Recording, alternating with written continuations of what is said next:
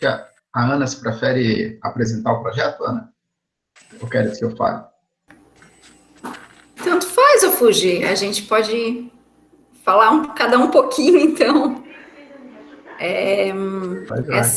Essa oficina de luzes Só de cores, levanta. Mistério... Oi. Só levanta um pouquinho o teu vídeo que eu estou te vendo dos dentes para cima só. Agora sim.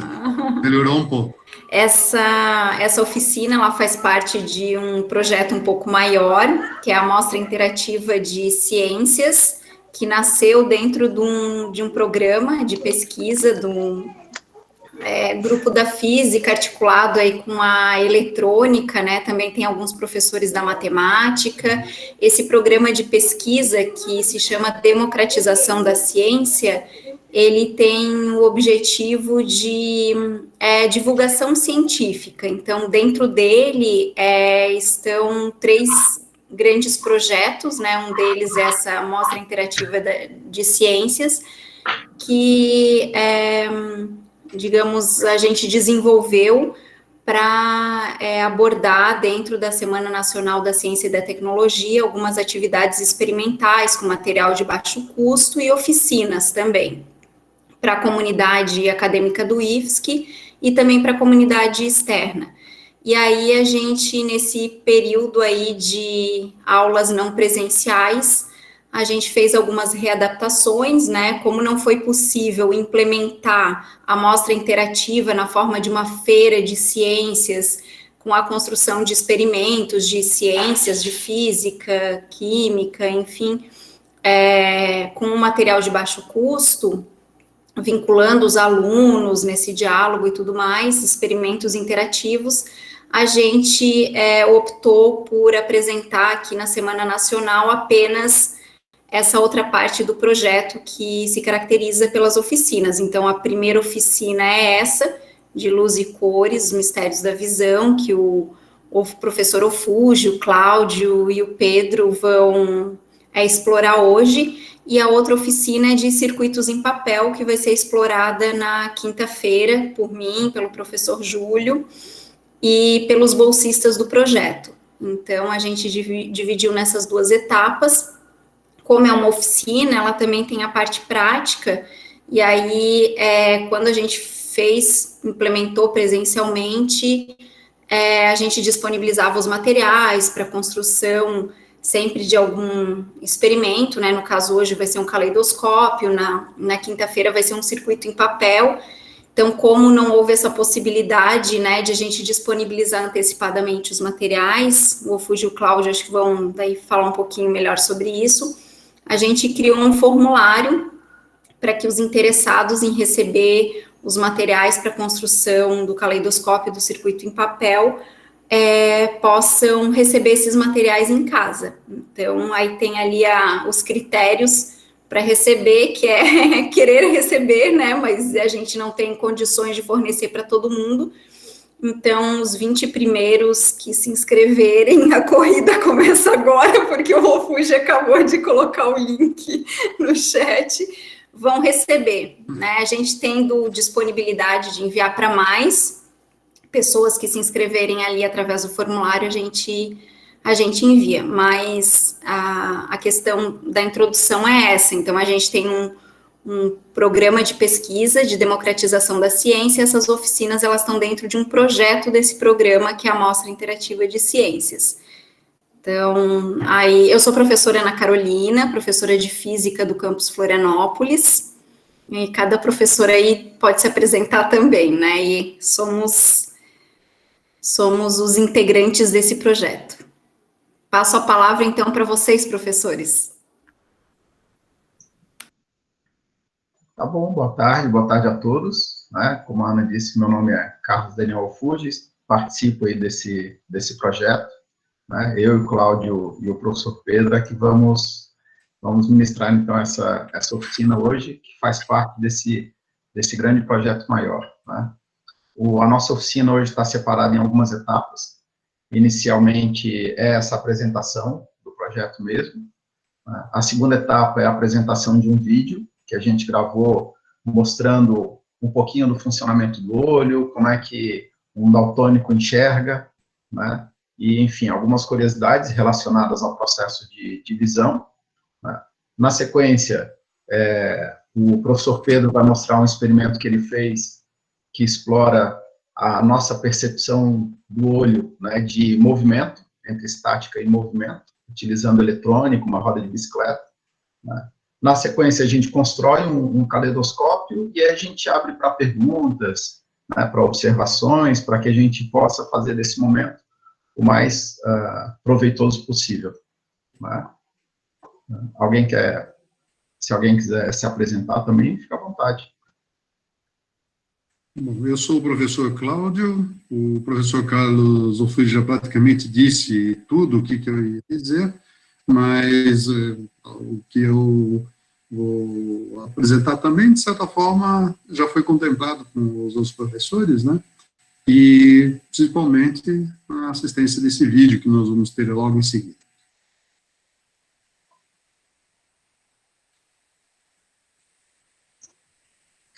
Eu vou pedir permissão para a Marília, eu não sei exatamente por que ela está apresentando, né?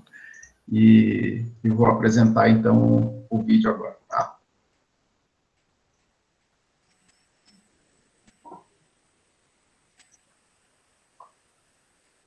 Não, eu não estou apresentando, tem algum problema aqui.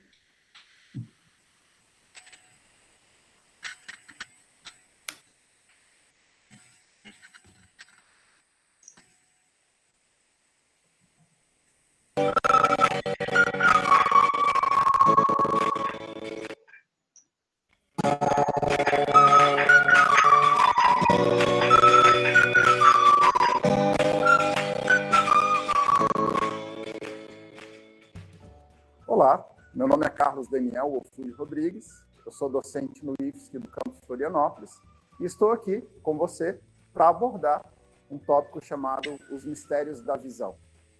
Bom, em relação ao nosso olho, como é que ele funciona? Quais são os elementos fundamentais que são necessários para que o processo da visão aconteça?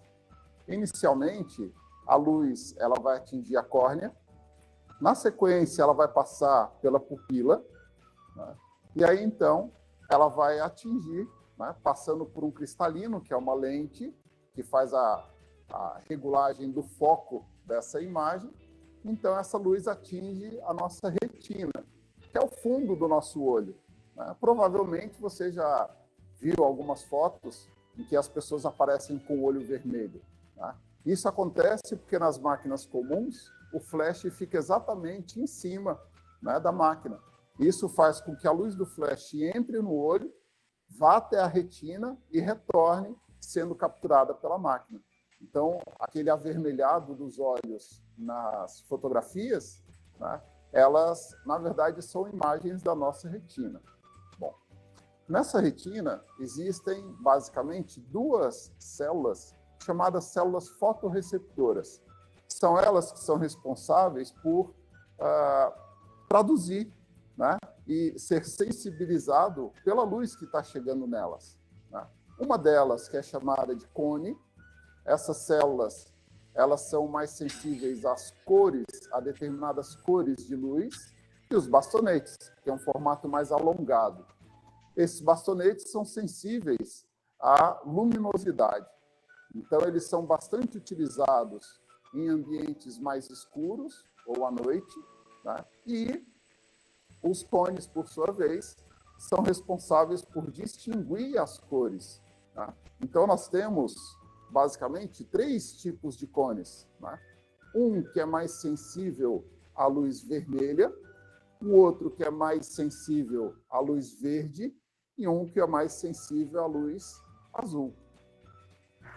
Bom, para que a gente possa, né, entender melhor o funcionamento desses cones e desses bastonetes, vamos fazer um exercício, né?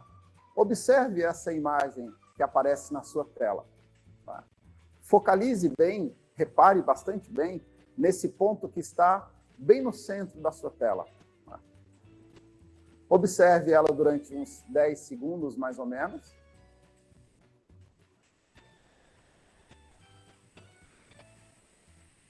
E, na sequência, o que você vai enxergar?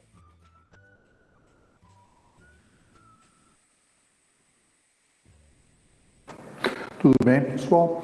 Eu sou o professor Cláudio e, juntamente com o professor Fuji, iremos falar sobre os mistérios da visão. Um dos primeiros pontos seria falar a respeito do daltonismo. O que é daltonismo? Daltonismo é a pessoa que tem dificuldade para enxergar uma das três cores básicas: o vermelho, o verde ou o azul, ou até combinação das duas ou das três, numa completa dificuldade para a cor. Ora, suponha que você seja um daltônico em vermelho. Todo o seu mundo estaria em cores que estariam entre o verde e o azul, e a composição dos dois que seria o ciano, como por exemplo essa imagem. Agora, suponha que você fosse um daltônico em verde. Todo o seu mundo seria uma composição entre o vermelho e o azul, e o correspondente, que é da mistura dos dois, que seria o magenta, como por exemplo essa imagem. Agora, esses dois tipos de daltonismo são os mais frequentes: o de cor vermelha, o de cor verde. É muito raro um daltonismo em azul. Por exemplo, uma pessoa que tivesse essa dificuldade veria o mundo em tons entre vermelho, verde e a composição dos dois, que seria o amarelo, como por exemplo nessa imagem. Ora, então, uma pessoa que tivesse dificuldade nas três cores, na realidade enxergaria o mundo todo em preto e branco. Outro efeito muito interessante que nós podemos ver é a compensação dos tons de cor. Por exemplo, olhando esta mesa, você verifica que ela tem diversos tons de cinza, muito embora você saiba que toda ela tem a única cor branca. Ora, por que isso? Porque, na realidade, a nossa matemática neural, ela já compensa o escuro, garantindo que ele, na realidade, seja mais claro. Ou seja, a sua experiência do dia a dia diz que o objeto não muda de cor simplesmente porque está no claro ou no escuro. Ele tem uma continuidade. E a sua experiência mostra que automaticamente você precisa compensar esse fator.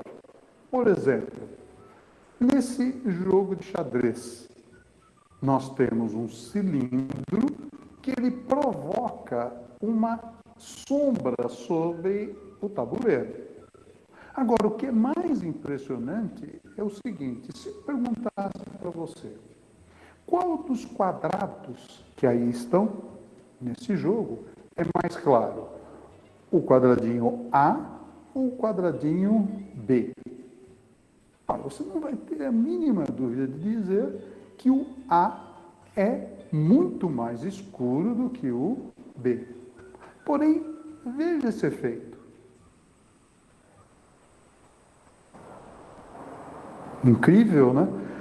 À medida em que eu vou tirando o contexto, ou seja, a sombra de cima do tabuleiro, dá a impressão de que a própria cor vai alterando. Não foi feito absolutamente nada. A única coisa que foi realizada foi a ausência do contexto. Então, nossa visão, na realidade, ela compensa, e a nossa percepção de cor depende não só da cor local, mas da cor que se encontra no contexto do objeto.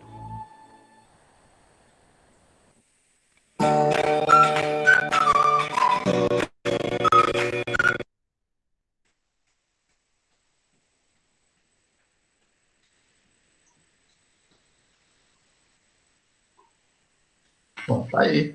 Espero que tenham gostado do vídeo, né? Se alguém tiver alguma pergunta aí, anota para a gente poder responder ali mais para frente, né? Provavelmente ficou uma pergunta no ar, porque eu expliquei sobre os cones, o Cláudio falou dos cones, mas ninguém explicou por que aquela bandeira do Brasil apareceu na tela branca, né? Mas, vamos lá. Bom, então eu passo a palavra agora para o Pedro, para ele mostrar um outro efeito também decorrente do nosso processo de visão, né, que é um experimento que ele conseguiu montar, vinculando aí eletrônica, ótica, né, e um pouquinho de curiosidade, né, Pedro? Obrigado, Fuji. Obrigado, Cláudio. Estão me escutando bem? Sim. Bom, para quem não me conhece, eu sou o professor Pedro, do Departamento de Eletrônica ali do IFSC, e minha participação nesse projeto foi como uma aplicação prática ali da luz, e como a luz ela é percebida pelos nossos olhos, né? O Fuji e o Cláudio, eles falaram das cores, né, como os nossos olhos são capazes de perceber as cores, e agora eu vou falar sobre frequência.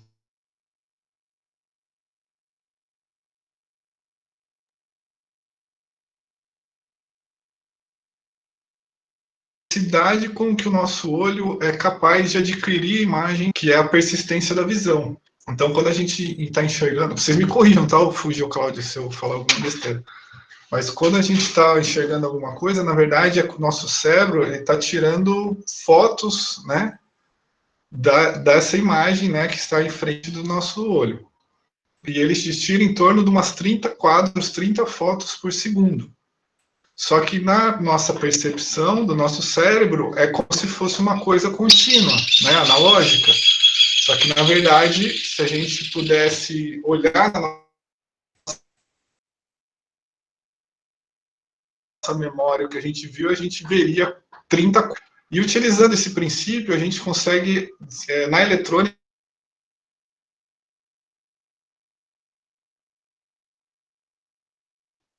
Tá travando para vocês também, não? Travou. com diversas aplicações. Para mim também está travando. Tá travando? Tá. E agora?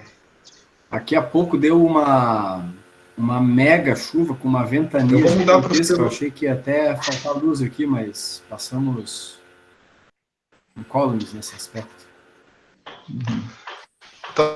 Tá melhor agora ou continua igual, travando? Para mim melhorou. Melhorou? De repente, Pedro, se for para a explicação, se você tirar o vídeo, daí ele pode carregar menos na internet. Pode. Bom, tirei o vídeo, qualquer coisa vocês me interrompam, por favor. Mas o próprio monitor, como eu havia falando, o próprio monitor que vocês estão nos assistindo agora, ele tem uma taxa de utilização, né, que vai trabalhar, se eu não me engano, ali em 60 Hz, ou seja, 60 vezes por segundo. Então, quando você está assistindo um vídeo, ou mesmo a nossa aqui, na verdade, são 60 quadros que estão sendo exibidos na sua frente por segundo, só que no nosso olho ele não tem essa capacidade de perceber com essa velocidade, então a gente enxerga uma coisa contínua, né? E para ilustrar esse processo da visão, né, essa frequência,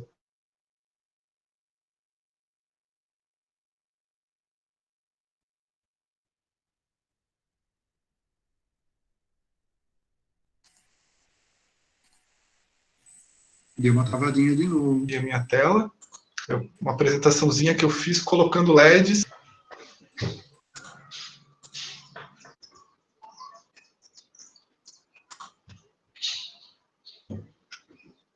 Está aparecendo legal a apresentação? Para mim, tá. Boa. Bom,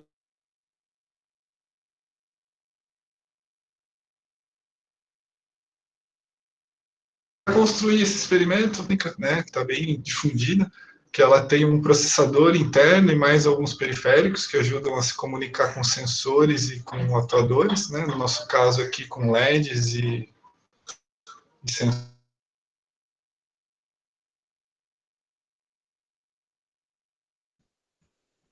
Tá travando de novo, Pedro. Que é uma fita também. Tá travando? Tá, a sua fala está bem cortada. Eu vou fazer um enjambre aqui, ó. Vamos ver se vai melhorar. Só um segundinho. Eu vou daqui a pouco. Você quer que eu fique no carro? Antigamente eu colocava bombril na antena, resolvia.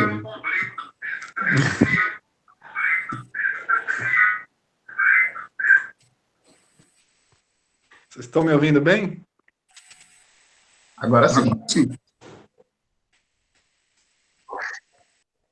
Eu vim para o celular aqui, ó. Vou fazer um enjambre aqui. Vou filmar a tela.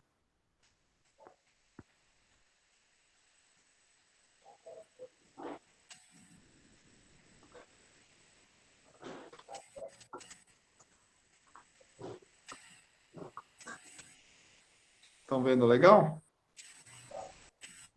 Uhum. Bom, então eu usei o Arduino, como eu comentei com vocês, que é uma plataforma de prototipação, né? Que a gente trabalha bastante ali na eletrônica. Uma fita de LEDs, que ela tem diversos LEDs que podem ser configurados independentemente. Então a gente pode acionar um LED de cada cor. E na verdade cada LED ele é composto por outros 3 LEDs, um azul, um vermelho e um verde. E eu posso dizer a intensidade do brilho de cada LED que eu quero, e assim ele vai compor as milhares de cores que ele é capaz de mostrar, né? Variando todo o espectro ali de frequência que o nosso olho é capaz de enxergar. Algumas pilhas para alimentar o sistema, alguns fios para fazer a conexão entre o Arduino e a fita de LED e as pilhas, e alguns materiais, né, para a gente fazer a soldagem e as conexões, né, um ferro de solda, um estanho, um cola quente para fixação, umas fitas, né. E uma parte importante do trabalho é um sensor de efeito de campo magnético, como esse ilustrado aqui, que é muito comum em velocímetros de bicicleta, né, aqueles reloginhos da bicicleta que marca a distância que você está percorrendo e a velocidade. Ou, na ausência dele, você pode usar um reed switch, que é um componente eletrônico bem simples, que ele é internamente, ele é 2 lâminas bem próximas de metal uma da outra, que quando você aproxima um ímã, você atrai essas lâminas e elas se encostam, fechando um curto-circuito. Então, é uma forma de você dar uma informação ali, um sensor de campo, né, magnético, que vai avisar o microprocessador, o Arduino, que algum evento que você estava esperando aconteceu. Então, qual que é a ideia? Eu tenho a bicicleta, eu tenho a roda dela, e eu tenho o quê? 2 fitas de LEDs, uma embaixo e uma em cima, que vão acender e vão girar, né, uma velocidade alta para poder desenhar os padrões que a gente quer.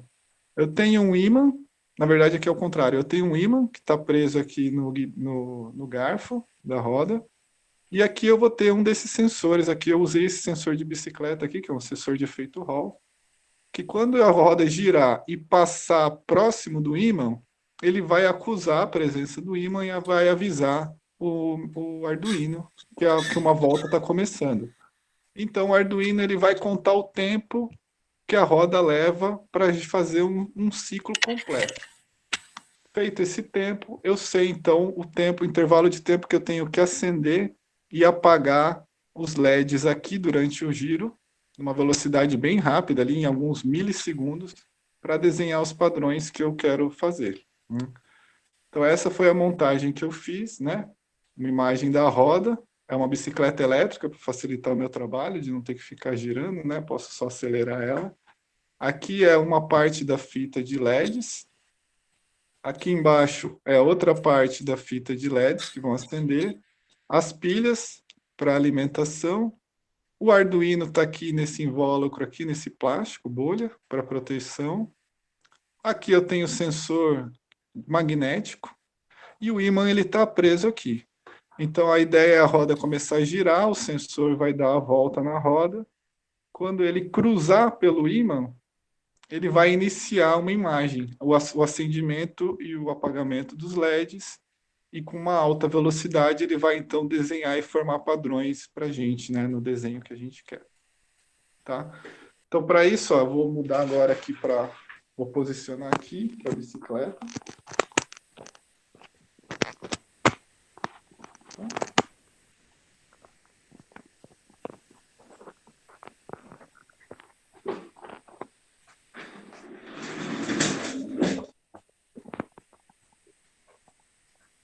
Se não estiverem enxergando aí com dificuldade, vocês me avisam, tá?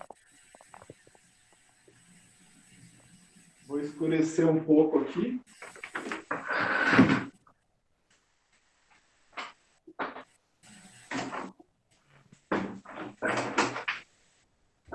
Vamos ligar aqui, ó.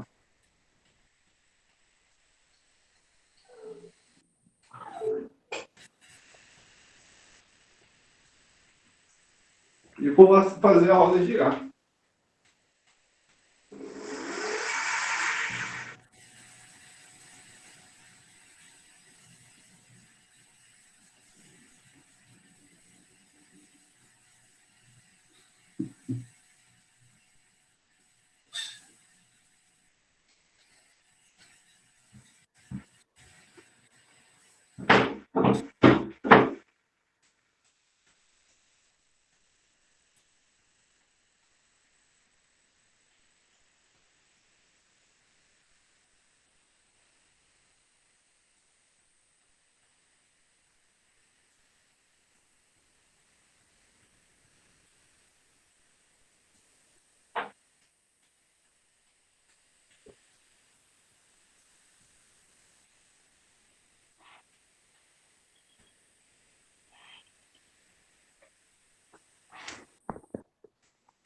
Certo? Deu para ver legal aí? Legal, muito legal. Não, deu para ver direitinho. Os padrões. Então, o desenho ele pode ser criado qualquer desenho que você queira fazer, basta você calcular os intervalos de tempo que você quer que os LEDs fiquem apagados e que os LEDs fiquem acesos, né?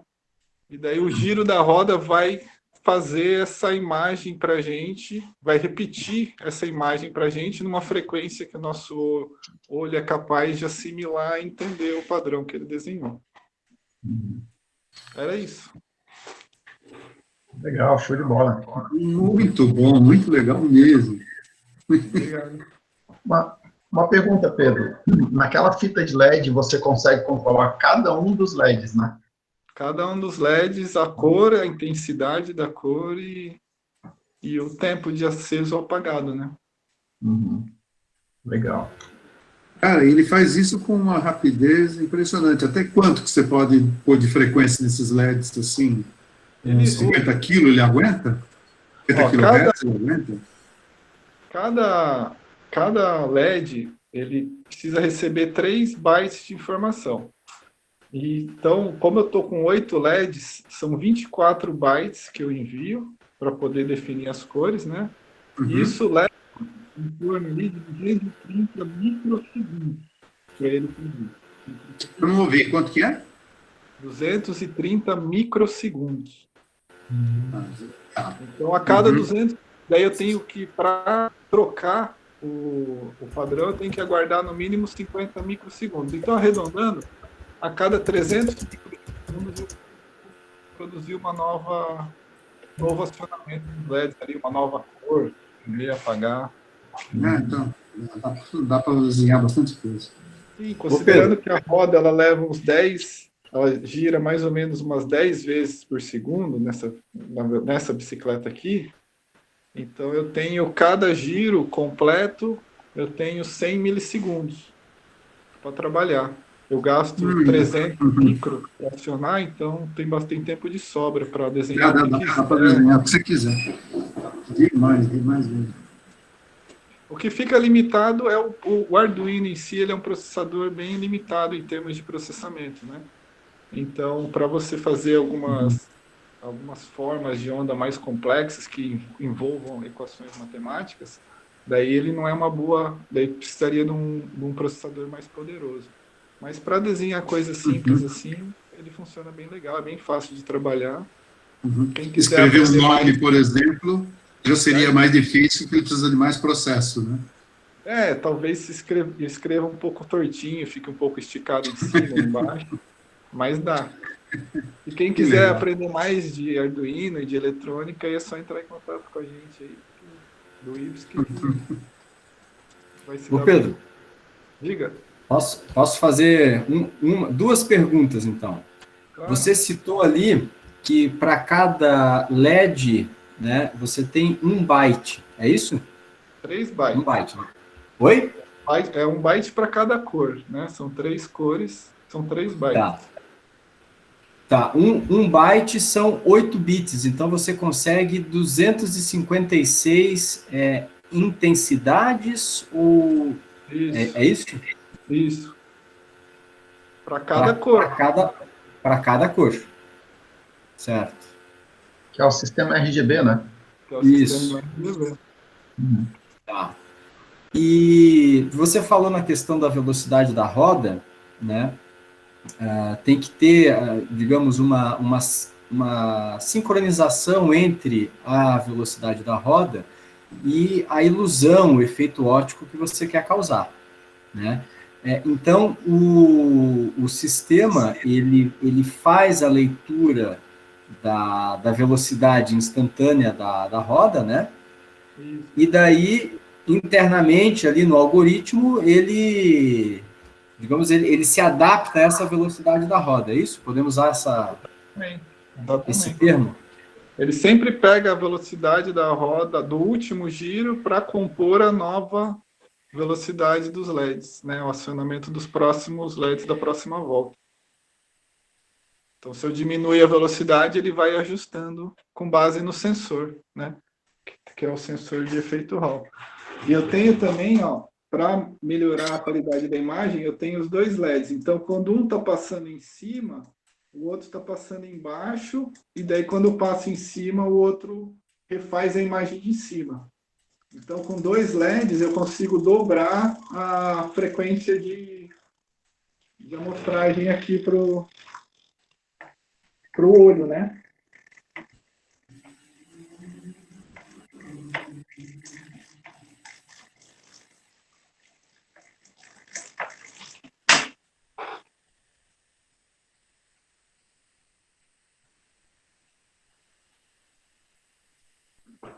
Certo? Muito legal. Legal, né? Muito legal. E é isso. Obrigado aí pela oportunidade. Bom, nós que agradecemos.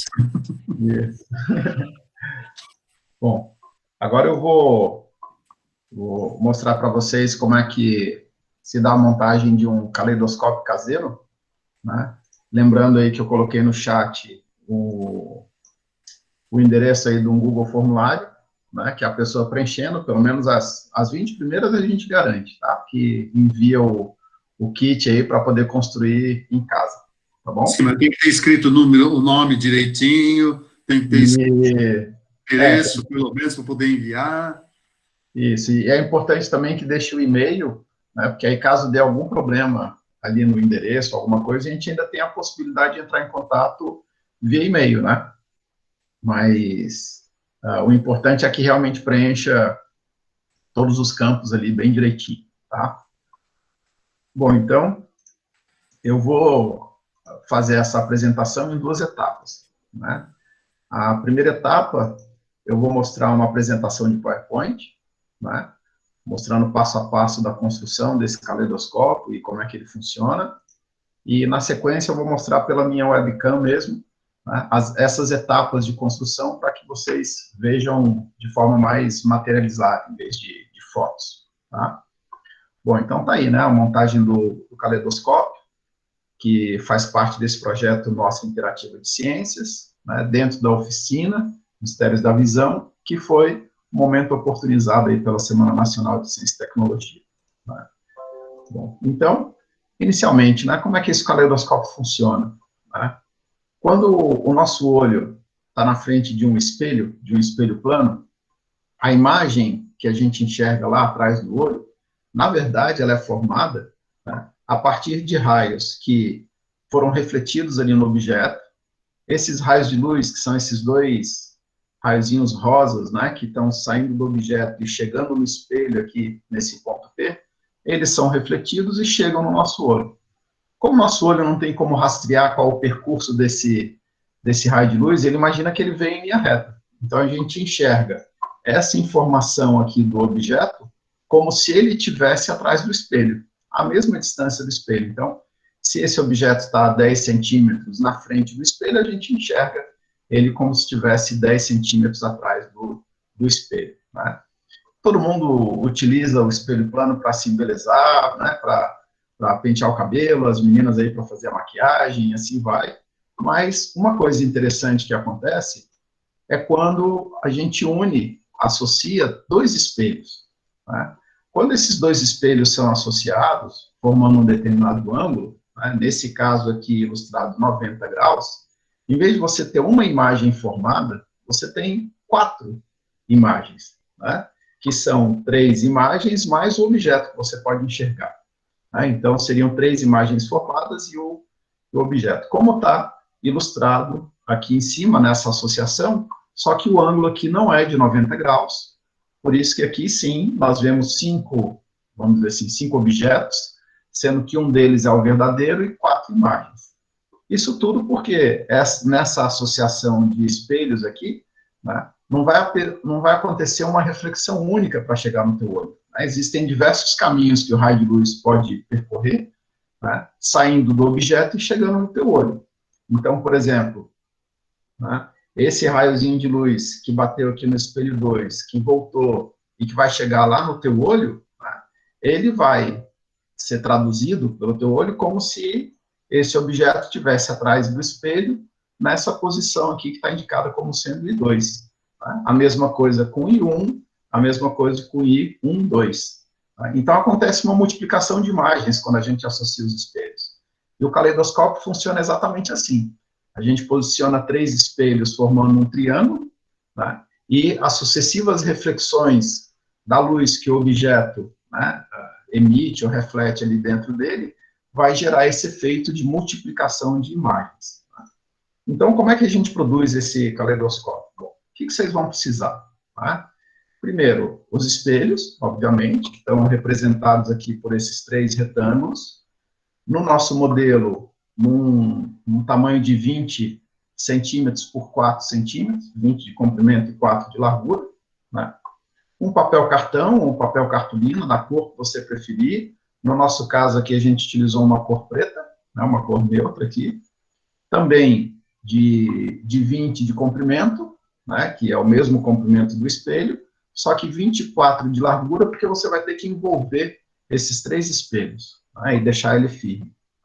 Bom, uma folha para transparência, que seria, no fundo, um plástico um pouquinho mais rígido, né, que aqui ficou meio apagadinho nessa foto, mas mais para frente a gente vai ter detalhes mais apurados dele, né? São esses duas imagens aqui, né? Fita adesiva, né? Que pode ser fita crepe, pode ser fita durex, aí fica ao teu critério, miçangas, que a gente vai introduzir nesse caleidoscópio para ver a imagem dela se multiplicando, né? Portanto, é importante que sejam variadas essas miçangas, né? Tesoura, né? Principalmente sem ponta, para não furar o olho, para não se machucar, não machucar o coleguinha que estiver te auxiliando, né? E aqui eu utilizei uma esquadra, mas poderia ser uma régua também, alguma coisa só para você conseguir cortar esses materiais na medida correta. Tá? Bom, então, na primeira etapa, né, a gente une esses 3 espelhos, formando um prisma triangular reto. Né? É importante que essas 3 extremidades aqui estejam alinhadas, né? Os lados do espelho estejam bem alinhados. E, é claro, a face espelhada tem que ficar voltada para dentro, não pode ficar voltada para fora. Né? Bom, uma vez que a gente une esses 3 espelhos, e é bom fazer essa montagem em dupla, porque aí um segura os espelhos e o outro passa a fita, né, nessas extremidades para poder segurar os espelhos nessa disposição, né? Como está essa foto aqui em cima, né? Então, aqui nós temos os 3 espelhos, né, unidos por essa fita adesiva aqui, tá? Bom, daí a gente vai preparar ali o objeto, né, as miçangas, como é que a gente vai confinar essas miçangas na extremidade do caleidoscópio. Bom, então aquelas 2 imagens que eu falei que estavam bem apagadas, são, na verdade, essas 2 pecinhas aqui, ó, né? Aqui nós temos a medida, então, o espelho, né, ele tem 4 centímetros de largura, né, então essa pecinha tem que ser um pouquinho maior do que 4 centímetros, para ele poder caber ali na extremidade do espelho, né, então tem 4,6 centímetros e uma aba retangular de 1 centímetro de largura, né. Uma outra figura muito parecida com ela, só que com uma aba de 3,1 centímetros, né, ou seja, ela é mais larga, né. E por que isso? Porque quando eu recortar essa figura aqui, né, pela borda dela, e dobrar nessa linha pontilhada, ela vai formar o triângulo com as 3 paredes em cima, né, como está nessa imagem aqui, ó, né. Aí eu coloco a miçanga ali dentro. Só que essa miçanga não pode ficar solta ali dentro do espelho, eu tenho que confinar ela. Então, essa outra figurinha que tem uma borda menor, ela vira de cabeça para baixo e encaixa, né, na outra peça.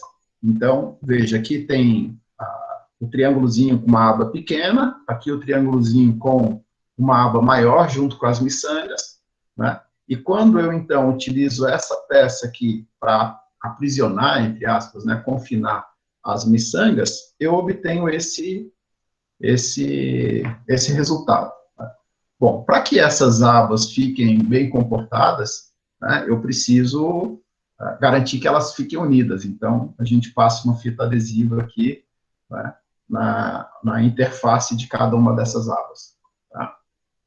Bom, daí o que eu preciso fazer? Confinar agora, né, unir essas miçangas com o meu espelho, né? Então, o que eu vou fazer? Eu vou posicionar ele na extremidade, eu vou passar uma fita adesiva só para firmar, então, a união dessas 2 grandes peças, tá? E no final, né, o que a gente faz é simplesmente envolver esse sistema com papel cartão, lembrando que essa parte aqui de plástico com as miçangas tem que ficar externo ao papel cartão, ou seja, ela não pode ficar ali sombreada, né, por isso que o papel cartão tem exatamente o comprimento do espelho, então essa partezinha aqui fica para fora, né, e o resultado final, quando a gente direciona, então, esse caleidoscópio para uma fonte de luz, né, é exatamente esse daqui. Essas são fotos, né, do nosso caleidoscópio funcionando mesmo, tá? E à medida que você gira, você acaba obtendo padrões diferentes ali internamente, tá? Dá um efeito bastante bonito, tá? Bom, para vocês, então, enxergarem, para a gente poder fazer uma recapitulação dessas etapas agora, manuseando os objetos, então, eu trouxe aqui para vocês, ó. Então, nessa câmera aqui, nós temos alguns elementos, tá? Bom, então, ó, vamos ver se vocês conseguem visualizar aqui, né? Então, basicamente, nós temos aqui, deixa eu só posicionar para cá. Bom, então nós temos aqui, ó, 3 espelhos, um espelho, outro espelho aqui e outro espelho. Essa face aqui é a face opaca. A outra face aqui é a face espelhada, né? Então tá lá o reflexo da webcam, tá? Então nós temos 3 espelhos, 20 centímetros de comprimento, 4 de largura, né, que vão ser unidos, né, utilizando a fita crepe. Então uma pessoa segura aqui e a outra, né, enfaixa aqui esses espelhos, mantendo essas extremidades aqui, ó, né, bem alinhadas, tá? Bom, agora eu vou montar a pecinha com as miçangas. Então, ó, nós temos aqui uma uma caixinha daquela triangular, né, que foi unidas às paredes aqui, utilizando uma fita adesiva, foi colocado miçanga aqui dentro, né, e agora com essa outra pecinha, que é idêntica a essa, só que com uma água menor, eu viro ela com as paredes para baixo e coloco aqui dentro. Né. Desse jeito, as miçangas vão ficar presas aqui na minha caixinha. Tá? Então, aqui eu já tinha uma prontinha, e é exatamente isso que vai engatado aqui, ó, na extremidade do caleidoscópio. Tá? Então, firmando aqui ele de uma forma bem justa, eu passo a fita crepe, e depois, ao longo do espelho, eu vou fazer o revestimento com o papel cartão, ou a cartolina. Tá? E aí eu chego, então, no resultado final, que é esse daqui. Tá? Então, aqui o papel cartão, fica uma extremidade livre, que é através da qual você vai olhar, né?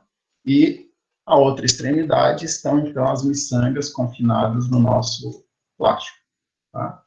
Então, utilizando essa montagem, a gente consegue ver todos aqueles padrões de cores devido a essa associação de espelhos. Tá?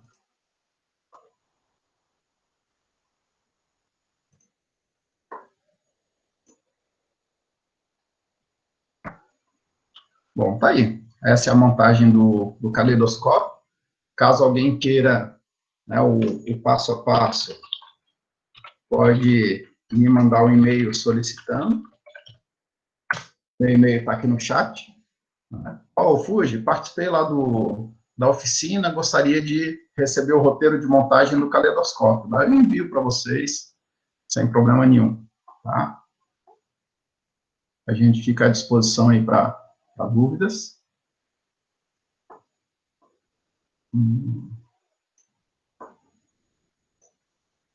Tá todo mundo aí ainda?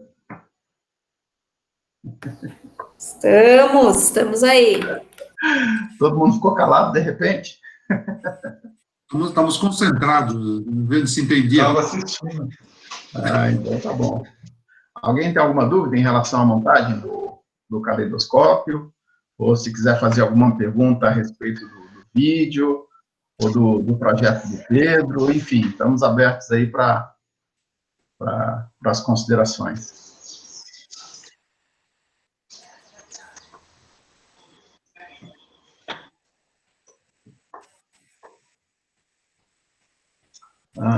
Thaís, se tem lista de chamada?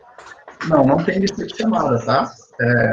Basta fazer a inscrição na Semana Nacional, né, que aí você recebe o certificado de participação. Né? E aquele que quiser concorrer ainda aí para receber o kit do caleidoscópio, pode preencher o formulário, e se tiver vaga lá ainda, recebe o kit mesmo. Tá? Então, para aqueles que não estavam aí no momento que eu coloquei o link do formulário, eu vou colocar ele de novo. Agora, eu estou com uma dúvida. Chega. Por que a bandeira mudou de cor na hora que eu olhei a parte branca? Não tinha... Eu não estava olhando uma parte branca só. Agora, teve gente que viu a bandeira lá. Teve gente que viu? Maluco, no mínimo. Uma tela branca dizendo que tem uma bandeira lá. Tá ficando louco. Aquilo lá foi efeito de tecnologia, hein? Cláudio colocou ali no vídeo a bandeira e disse que a gente estava enxergando ela, né? Então, eu vou... Você quer explicar, Cláudio, ou quer que eu explique rapidinho? Você explica melhor. Eu estou aqui só de observador hoje. Observador, é? Tá bom. Depois de você esgotar o assunto, não tem problema. Então, olha só, eu estou apresentando aqui para vocês, vocês estão enxergando a bandeira com as cores diferentes aí? Uhum. Não. Não? Ninguém está vendo a bandeira aí? Tá. Sim, agora sim. Tá, então, olha só, essa bandeira aqui, ela tem essa cor magenta na parte externa. Tá? Isso significa o seguinte, né, que a luz branca que está batendo aqui no monitor, né, e chegando nos nossos olhos, o que foi refletido foram as luzes azul e vermelho. A composição do azul com o vermelho vai dar esse magenta. Né? Então, a única cor que não está chegando no nosso olho é a cor referente à luz verde. Né? Isso significa que ali na nossa retina, principalmente ali na fóvea, que é uma região ali de 1 milímetro quadrado, mais ou menos, né, que tem a maior concentração de cones, né, nessa fóvea, os cones que são sensíveis à luz vermelha e à luz azul estão sendo sensibilizados, porque está chegando magenta. O único que está, entre aspas, descansando, que não está recebendo luz nenhuma, é o cone verde. Quando você fica olhando muito tempo para essa figura, esses dois cones, né, eles vão perdendo a capacidade de emitir esse sinal para o teu cérebro. Ó, tá chegando luz vermelha, tá chegando luz azul. Né? Chega um momento em que eles saturam, eles não conseguem mandar esse sinal.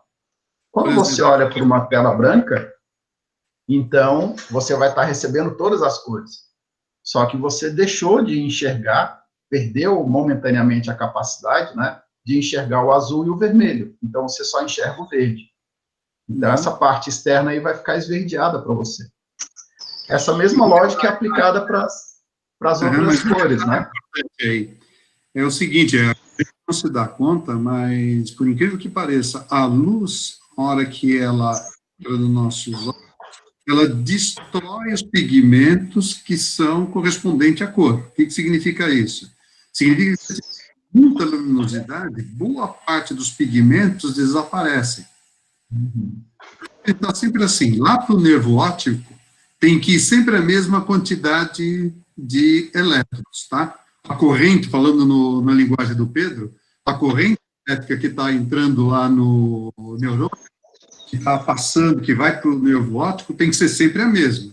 Ora, tem muita luz e muito pigmento, o que acontece? Aumenta a corrente. Opa! Eles diminuem para que possa ter sempre a mesma corrente. Agora ficou escuro, o que acontece? Eles vão aumentando de quantidade para continuar tendo a mesma sensibilidade no nervo óptico. Então, isso que o Fuji disse, o que está acontecendo? Você tem o magenta. Nós temos 3 cores. O magenta está sensibilizando quem? O vermelho e o azul. Então, está destruindo sensores azul e vermelho. Tem pouquinho agora. A hora que vier uma luz normal branca, o que vai acontecer? Vai dar a impressão de que tem muito mais amarelo. Por quê? Tem muitos sensores amarelos funcionando em relação àqueles outros que foram destruídos. Tá? Isso. E é esse mesmo raciocínio para as outras cores, né? Então, quando a gente olha aqui para o azul é que vai ficar saturado. Né? Os cones que não vão se saturar são exatamente o vermelho e o verde. Né? E a combinação deles vai nos dar a sensação de amarelo. Né? Então, a gente vê a bandeira, a parte verde em volta, o amarelo no losango, né? E o que está amarelo nessa bandeira aqui, que é a mistura do verde com o vermelho, ele vai ficar azul, né? Que é o terceiro cone lá que estava tranquilinho. Inclusive, é por isso que a gente não tem o hábito, né, de ficar olhando para o mesmo ponto sempre. Né? Toda vez que a gente faz isso, a imagem começa a ficar meio turva. Né? Então, a gente, para evitar essa saturação, você fica sempre mudando o teu olhar, né? Sempre de um ponto para o outro, Toda vez que a gente precisa fazer esse exercício, tem que falar, ó, olha para esse ponto e fica aí. Não muda de visão. Né? Senão não funciona. Tá? Uma curiosidade é pensar o seguinte, olha para alguém que esteja olhando para você, você vai ver o olho dele fazer pequenos movimentozinhos assim, ó. Nunca alguém fica fixo, olhando direto para ti, se quiser te enxergar, né? Senão você, a imagem tua borra na frente da tua visão.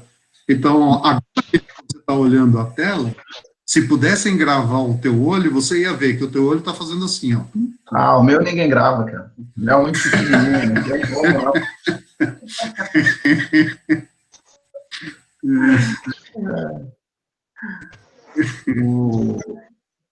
Tem uma pergunta aqui, deixa eu ver aqui, quem é que fez? foi a Vitória. Está perguntando se esse efeito visto pelo caleidoscópio é devido apenas à limitação da nossa visão. E quais outros efeitos contribuem para o efeito final do caleidoscópio? Na verdade, não é uma limitação da nossa visão, né? No fundo, é só um desvio que os espelhos vão ocasionar, reflexões sucessivas, e que vão trazer diversas imagens para o nosso olho, né? Então, não é uma limitação, é uma brincadeira com a luz, para a gente poder multiplicar, né, a imagem do objeto que a gente está olhando, que nesse caso são as miçangas, né? Então, como são miçangas de vários formatos e várias cores, né, então a multiplicação deles vai dar um efeito bem bonito. Tá? E é importante para a gente enxergar bem o caleidoscópio, esse efeito, que tenha bastante luz. Por isso que o local onde as miçangas ficam tem que ser transparente, né, e de preferência o local bem iluminado, para a gente poder ver isso. Tá? Tem uma pergunta aí para o Pedro também, ó, da Pétala. Está dizendo o seguinte, Pedro, ó, professor, existe uma matéria na eletrônica focada na parte ótica? Uma especialização, algum curso após engenharia eletrônica? Existe a possibilidade de trabalhar com isso sendo formado em engenharia eletrônica? Ah, opa, desculpa, estou vendo que você já está respondendo aí, né? Desculpa. Eu estou respondendo, mas eu vou aproveitar, deixa então, e falar por voz aqui. Tá. Então, na parte de ótica especificamente, não, né? De ação das imagens e daí a gente não tem. A gente trabalha com processamento de imagem. Então, a gente pode pegar fotos ou vídeos e implementar algoritmos computacionais para nessa imagem, né?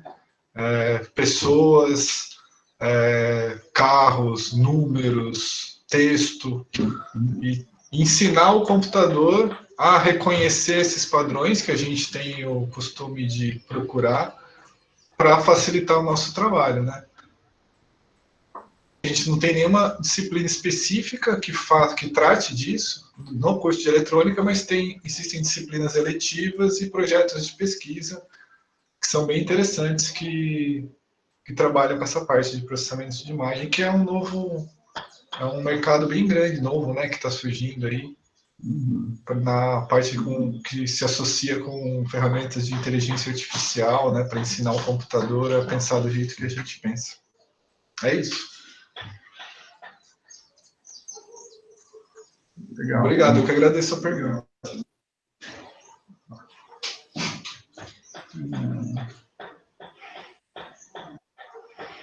Aí tem uma pergunta aí sobre daltonismo, Paulo. É uma pergunta. Opa, vamos dar uma olhada antes.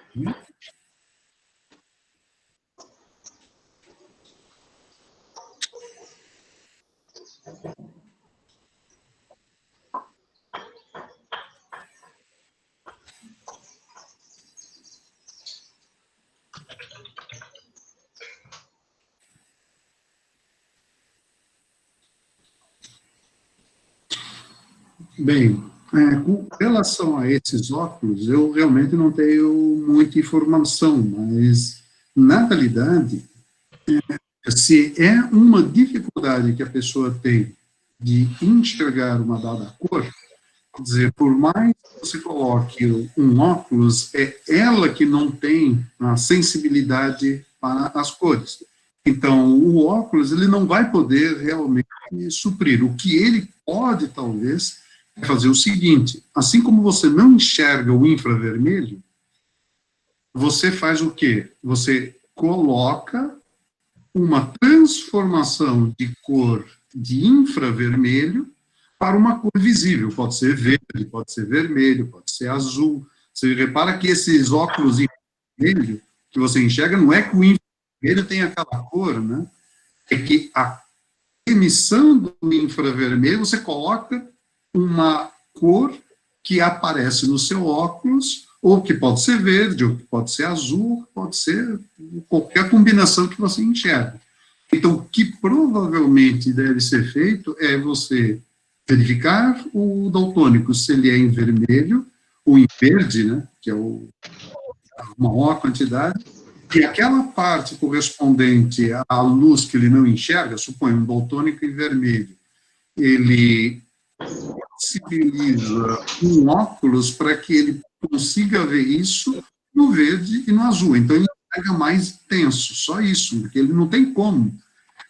Uma coisa, inclusive, se você for pegar alguns livros que já são um pouquinho mais especializados não, ou de divulgação científica, de neurociência, como, por exemplo, os livros do Oliver Sacks, por exemplo, que fala o homem que confundiu a esposa com o chapéu, a Ilha dos Daltônicos, Vendo Vozes, são diversos livros que ele escreveu sobre de visão e compreensão da imagem, que ele fala praticamente o seguinte: por incrível que pareça, a imagem é mais uma sensação do que uma abstração.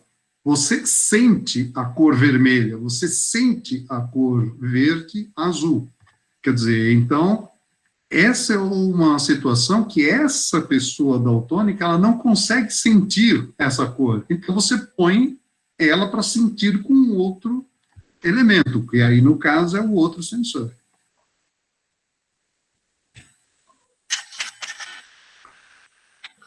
Uma coisa, Cláudio, que não sei se é possível, né, de acontecer, de repente a pessoa tem um defeito no cone, mas não é que ele não funciona, né, ele funciona de forma limitada, vamos dizer assim. Ele não consegue mandar o impulso que ele mandaria caso seja saudável, né. Então, se esse óculos, por exemplo, tiver um sensor e ele reforçar esse comprimento de onda, traduzindo, né, essa cor que a gente tem deficiência, pode ser que ele consiga estabelecer uma certa compensação, né, e aproximar o mais do que as pessoas, entre aspas, normais enxergariam, né. De repente, um sistema de compensação não conseguiria se essa... Eu acho que é uma coisa até mais complicada que isso. Você não pode afirmar que a imagem que você enxerga é igual à minha. Sim. Exatamente da quantidade de sensores que existem em cada um dos cones. Você pode dizer que o vermelho que você enxerga é igual ao vermelho que eu enxergo? Sim. Sim. O vermelho que você enxerga, mas não que o que você enxerga é a mesma reação química. É a mesma reação química. O verde é o mesmo? É. O azul é a mesma molécula que está lá, que se degrada quando cai essa frequência específica. Agora, a mistura das três, infelizmente, não tem como. Que é o problema do olho azul, verde, vermelho, vermelho não, mesma coisa. E o castanho, quer dizer, o que acontece aquilo? É a quantidade de pigmento, é a quantidade de elemento que existe na cor do olho, e a mesma coisa nos cones. Então, necessariamente, como provar que a quantidade de vermelho que você tem, de verde e azul, é exatamente igual a minha.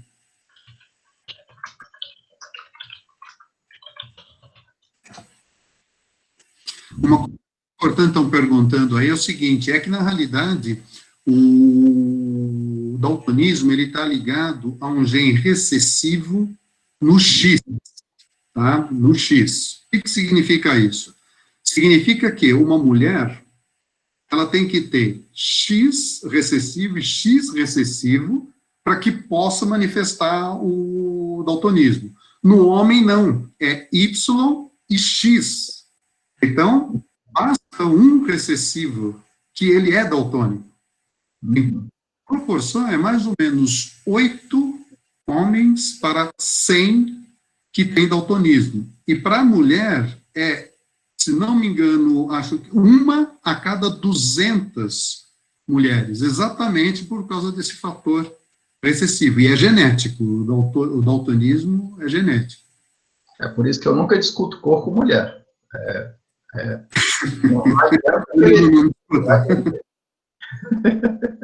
Nem cor, nem nada, né? Quem tem juízo, né? Quem tem juízo. A gente discute, né? Aí já viu, passa sem bife uma semana, né? Daí aprende.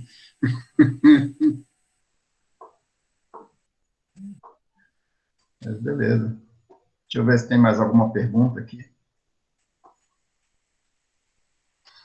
Isso, então, aqui tem o Diego que está falando sobre porque tinha os pintores, né? Realmente ele tinha, e era impressionante, que ele não enxergava nenhuma cor, mas ele pintava pelos tons. Você ficou uma arte absolutamente fantástica. Por quê? Porque, como ele não enxergava, ele enxergava tons, ele conseguia fazer misturas que para nós eram interessantes. E que ele não tinha, inclusive, assim, a capacidade de perceber o quanto aquilo era interessante, né? Um sapato que fosse laranja, né? Por quê? Porque na tonalidade dele, ele confundia com uma cor perto do marrom. Então, e, lógico, se você pegar Bom, antigamente se tinha muito cuidado com isso, hoje já nem se fala mais, porque existiam ainda vídeos em preto e branco. Então, o que acontecia? Você não podia pôr dois times, um com vermelho e outro com verde. Por quê? Porque na tonalidade depois eles ficavam exatamente iguais. Então, não existia como. Você tinha que primeiro testar no preto e branco a cor das camisas para depois colocar os times em campo.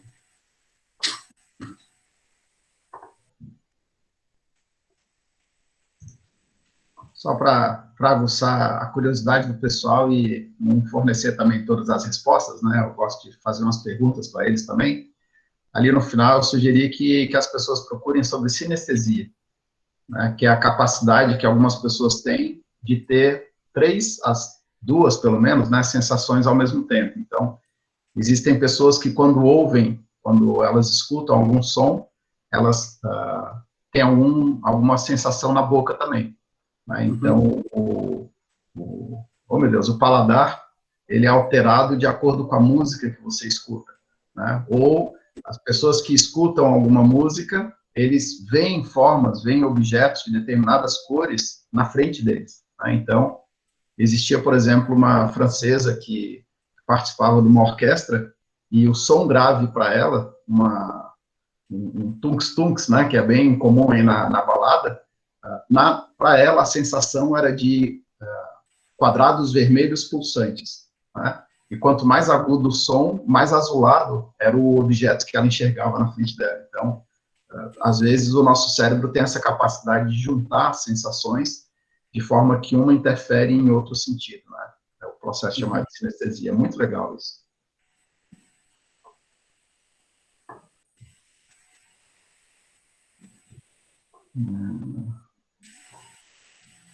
Olha lá, alguém me deu vontade de assistir o filminho de novo do Ratatouille.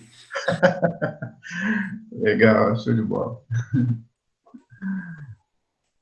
Então tá, não sei se tem mais alguma... A Pétala perguntou sobre contato, né? Se tem algum contato, algum e-mail, imagino que seja ali do Alexandre, que citou ali a questão dos sensores. Opa, já colocou ali embaixo. Beleza.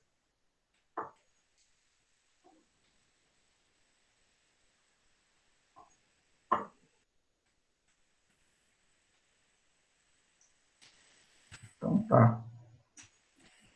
Então tá, diante do silêncio, eu acho que a gente pode encerrar por aqui. Não sei se alguém quer fazer alguma consideração final, né? Eu só queria agradecer aí, né, a toda a equipe do projeto, né, a equipe também da Semana Nacional, que possibilitou esse momento aqui, está dando todo o suporte, né, e não poderia deixar também de agradecer a presença aí dos nossos colegas, sejam docentes, alunos, público externo, enfim, quem pôde estar aqui e prestigiar a nossa oficina.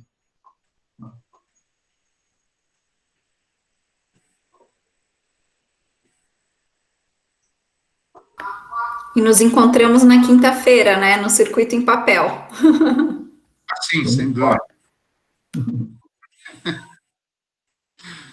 Tá bom, pessoal. Então, olha, acho que é melhor a gente encerrar, que a gente já passou de quase 15 minutos aí. Alguém pode estar querendo assistir outro outra palestra e a gente está segurando aqui. Bom, mas olha, fica o convite, então, para depois, próxima, inclusive com os nossos e-mails também, propor outras salas, e, ó, nós estamos à disposição, tá? Qualquer coisa, é só ligar para a gente que é a nossa satisfação. Mesmo porque, nessa pandemia, é muito gostoso a gente estar conversando com alguém, né? Ok? Bom, pessoal, então, até a próxima. Tchau, tchau. Valeu, pessoal, muito prazer aí, tá? Muito obrigado pela presença de todos aí. Obrigado, até mais.